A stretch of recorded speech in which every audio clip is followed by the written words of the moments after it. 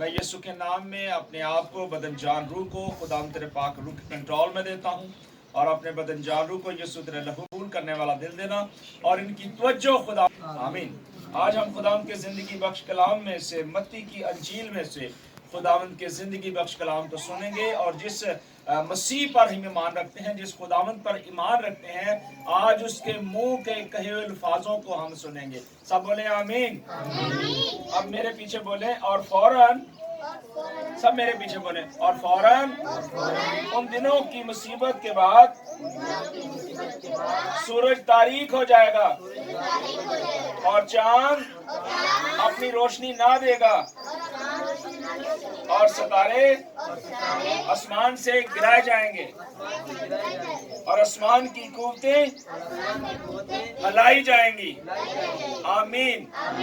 ये खुदा यीशु मसीह ने अपनी जुबान मुबारक से अल्फाज कहे, और ये आखिरी जिंदगी के अल्फाज हैं ज़मीनी जिंदगी के, कि जब तक रूह ज़मीन पर इंसान जिंदा है वो ये बातें जानता है कि ये एंड टाइम के बारे में, आखिरी वक्त के बारे में है। ज़मीन का इख्तिताम होने वाला है और फिर सब कुछ बदल जाएगा, हर एक चीज़ नई होगी और हम सब इस दुनिया से चले जाएंगे। लेकिन इससे पहले कि हम मर जाएं, खप जाएं, खुदा ने हमारे लिए एक दरवाज़ा खोला हुआ है, और वो कहता है कि उस दरवाजे से दाखिल हो तो मैं तुम्हें वेलकम करूंगा। और खुदा का कलाम ये चाहता है कि हम अज़ियतों से, उन मुश्किलों से, उन परेशानियों से हम बचकर खुदावंद की वफादारी और ताबेदारी में आए।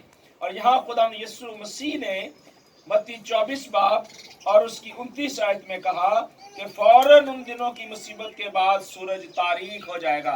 तारीक कहते हैं रात को, जैसे शाम होती है, शाम के बाद एक गहरी रात होती है। जैसे हम मिस्र के अंदर देखते हैं कि जब पलोठे मारे गए और जब मिस्र के अंदर बहुत सारी आफत आई, और जब बुजुर्ग मूसा खुदा से कलाम करता था तो तारीकी छा जाती थी। और यीशु मसीह की मसलूबियत कि जब यीशु मसीह ने जान दी तो उस वक्त सूरज तारीक हो गया था। और तारीकी जो है ये एक्चुअली खतरनाक है।